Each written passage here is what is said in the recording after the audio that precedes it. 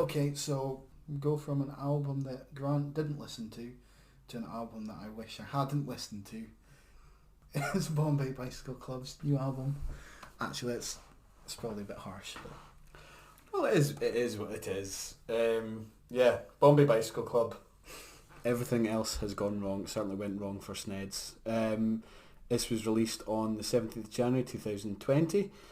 It contains 11 songs and it's just under 42 minutes long. It's the band's 5th studio album and the first album that they've released in 6 years. Follows the release of their 2014 album, So Long, See You Tomorrow, which is, if you don't know or are not aware of Bombay Bicycle Club, I would strongly recommend that you kind of go back and listen to that album.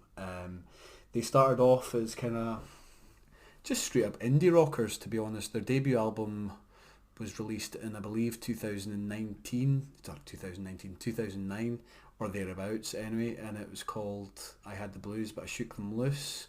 Their probably most well known song, Always Like This, is on that album. I've probably heard that, but you absolutely will have. I can't think of it, and I did struggle to think of any songs I knew by Bombay Bicycle Club. They're not a band that I've really gone in on. So yeah, they're not a band I know very much about at all. You will recognise that song. Like I said, when they first started, they were just straight up kind of indie rockers. However, I think probably starting with their 2011 album, A Different Kind of Fix, they kind of changed from being indie rockers, because I think the 2010 album, Flaws, was pretty much just a pure acoustic album. Okay. But from about 2011 onwards, they've kind of honed this indie electronica alt rock fusion sound. I don't know how to describe, because there's elements of kind of world music in there. For example, their 2014 album, So Long, See You Tomorrow, contains a song called Feel, which has a Bollywood kind of vibe to it. It probably sounds ridiculous, but you really need to listen to it. Like, it is really good. And there's elements on this album as well. I can't quite remember what song it is off the top of my head. I'll have to kind of look at my notes. Oh, it will come to me. Yeah, but I think there's kind of elements of that sound kind of peppered throughout the course of the album. I really enjoyed it. I have to admit, and I've said to you before we started recording, that there are times where some of the electronic sounds and loops that they use throughout the course of the album, I found them to be quite jarring. For example, like the first song, which I believe is Get Up. Get Up. It sounds like something that you might have heard in a kind of 1970s infomercial or something like that. It's a sort of I'd sort of woodwind kind of sound. It is odd. I don't think there's any like wood instruments. Is that the phrase that you use? Woodwind instruments being used. I think it's purely electronic, but I did find it. I found it difficult to kind of settle into. But then as soon as kind of Jack Steadman's lyrics come in and the rest of the band come in, like, you know, all is forgiven for me. I don't think it's as good as their 2014 album. I think there's a handful of standout tracks for me. Obviously, Eat, Sleep. What was it called again? Eat, Sleep, Wake. Eat, Nothing Sleep, But You. Eat, Sleep, Wake, Nothing But You. The single from the album. I mean, that's probably the most standout song. That's one of the songs that I did like. Uh-huh. I did like that quite a bit actually. But you know, it's got some cool electronics, like some bendy guitar licks, but the vocals themselves are sort of, I don't know, a bit too wet for my liking. The other aspects of the song do sort of pull me in. I suppose I should explain my problem with the album. And in general, it's just because it doesn't hold my attention. Okay. And that's fair enough. And I sort of start a song, and I'll either go yeah or I'll go. But then as it goes it's on, neither up nor down for you. Yeah, and then as it goes on, I just kind of forget that it's playing. Right. And then maybe something will come in that just grabs my attention again. So it'll be like a wee hook where you're like, oh right, yeah, okay, that's quite interesting. It's almost. Yeah. I mean, there are some songs that just put me into like catatonic state. That's not good. It's interesting you say that, because what I've written in my notes is there's lots of really interesting and groovy wee hooks that you can't help but kind of fall in love with, such as like, you know, hand claps on Good Day, which coincidentally I've said includes the cracking line, first my looks and then my friends, day by day I'm losing them, losing collagen, losing Elliston, and we like interesting guitar sounds, like the wee guitar slides on Eat, Sleep, Wake, Nothing But You. I found that, like, I can't help but like play a wee bit of air guitar to them, like. But yeah, for you, it's not enough to kind of hold.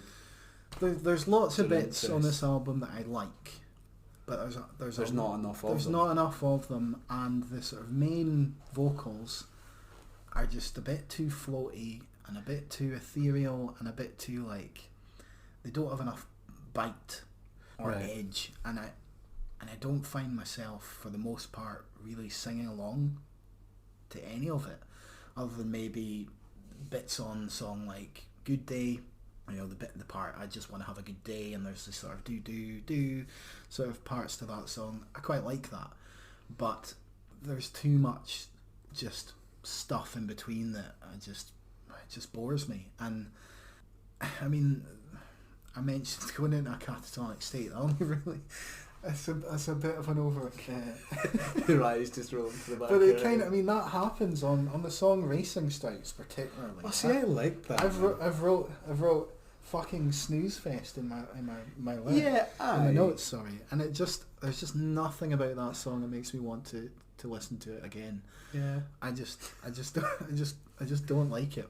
There's a song. Quite a good way to end an album, I thought, though. Just there's a sort of, I feel like that song's got a sort of long instrumental bit that kind of builds, but everything leading up to it is just boring. And everything that leads up to the instrumental build in the song is boring, because obviously it's very different from the rest of the tracks on the album. Yeah, and you know, I've picked out some of the things I do like. I do like Get Up. I quite like the way that song starts, and I like when the guitar comes in on that song as well. Yeah, but it's the vocals that don't get me on that song. I don't really like Is It Real very much. There is a lot of stuff going on. It's got quite a cool rolling sort of drum beat, almost like a marching band kind of rattle in parts of it. But again, I think my big problem is the vocals just don't pull me in at all. And when what's underneath the vocals isn't that exciting either, there's not a great deal for me to really get into. I mean, I think it'd be interesting for you to go back and listen to their back catalogue. Because, as I said earlier on in the podcast, I went to see them in McInnes just at the end of January there, and like we said, it was the Big Moon were the kind of support act. It was also around about the time of the 10th anniversary of the release of their debut album. So that must have been released just towards the end of 2009. And like I said, when they first came onto the scene, they were just kind of straight up indie rockers. They played a lot of the tracks from their first album and prefaced it by saying that, you know, it was the 10-year anniversary. And I mean, I really enjoyed it.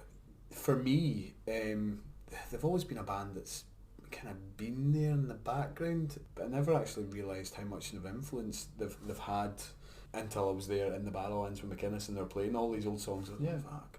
Evening, Morning, for example, that was just phenomenal. The notes that I've got here is, and see when they played Evening, Morning, fuck me. It was really, really good. Like I said, it's more of a kind of straight up indie sound, probably a bit harder, but by the same time Jack Steadman's vocals hasn't really changed all that much, so I think it'd be interesting to see, for you, just to see what you make of their old stuff in comparison to their new stuff, because I mean, it would be interesting to go back and see if any of that other stuff vibes with me at all. And it's strange. It's a strange one because I like some stuff of this ilk. I mean, the band Tongue, whose album is on my top 20s list, they're not too dissimilar to this kind of thing. It's sort of electronic folk, sort of indie kind of thing. I just think when you compare it with this album, they just do it a lot better. And yeah, that's fair enough. the vocals are stronger, the electronics are stronger, and all that kind of thing is stronger for me. So yeah, I don't know. It's just didn't really vibe with me at all. Well, that's fair enough. It's unlikely I'll even go back to the songs that I do like. Fair enough. Fair enough. What would you rate it? Well, 4 out of 10. It's I think looking at that, it must be a 4 out of 10 for you. So it's a 4 out of 10 is meh, not worth going back to, and a 5 out of 10 is forgettable, 1 or 2 good songs. And while it does have 1 or 2 good songs, I don't think they're good enough for me To give it a 5. to give it a 5. So I think it sticks at a 4, which Okay. I think is what you gave Bats, Probably, yeah. which I'm still bitter about. And to be honest, I haven't.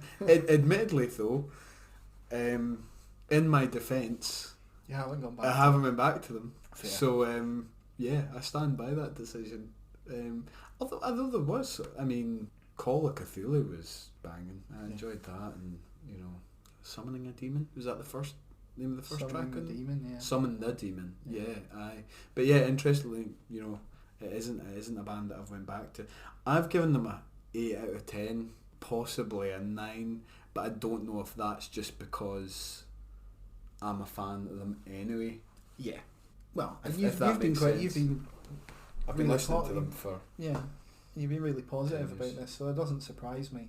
And I think if you're already a fan of a band that does this kind of thing, then you're more likely to give a higher score. But Yeah. I mean, one thing I will say about them, when I went to them at the Balance, they were electric. Again, similar to the Big Moon, really tight band, tight band. They sound just the way they do on the album, and the set list was just brilliant from start to finish. There was no point where there felt as if there was a lull in the music. yeah, there wasn't any sort of filler. No, I didn't feel like it, but then again, that's because I'm a fan. If you were there, maybe you must have been like, oh, fuck this.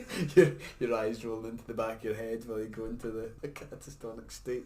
But yeah, I think it'd be interesting for you to go back and certainly listen to. I recommend, it's up to you whether you choose to do it or not, but I think it would be good for you to look into their debut album. So I Had the Blues Shook Them Loose, and 2014 album, so their 4th studio album, Okay. So Long See You Tomorrow. That is your homework. Okay. That is just an aside from everything else that we'll be doing. I think it'd be interesting for you to listen to that. Cool. Okay. I do that. think though that I think you'll come away with the same opinion, because if you fundamentally got an issue with Jack Steadman's vocals, like you said, you just felt they were a wee bit weak, just a wee bit wet as you described them, I think it'd be difficult to kind of get round that, because I don't think they've really changed all that much. The sound of the band's changed quite significantly over the years, but his vocals have pretty much just remained the same. If the rest of what's on offer grabs me a bit more, then the vocals aren't necessarily going to be a problem. But I just think the combination of all of that just didn't really do much for me at all. Cool. Okay. Okay.